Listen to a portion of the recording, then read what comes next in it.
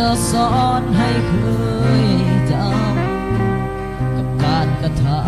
ำหลงผิดกับสิ่งสั่วหายมัวสุขกับยังคิดหา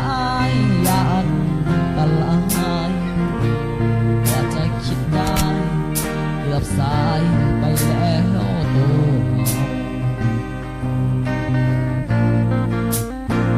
พ่อแม่บอกสอนให้เฮาเลือกทางที่ดีแต่ใจกับนี้เพราะความคือขนองเจ็บทั้งใจ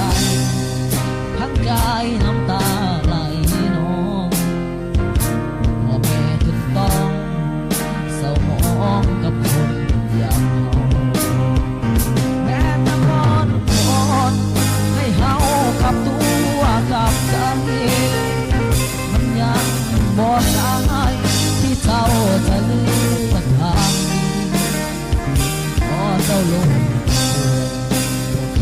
กับลูกคนนี้คิดดีๆก่อนที่ยังบ่ทันสาย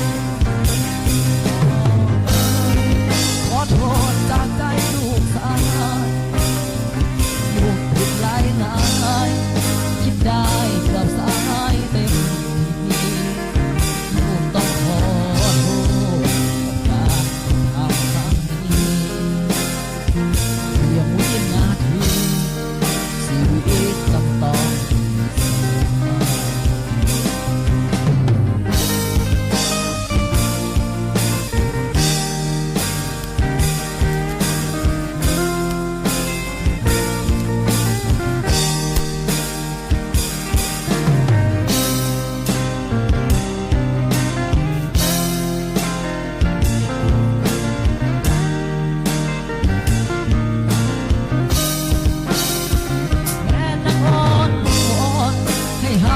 กับตัวกับใจ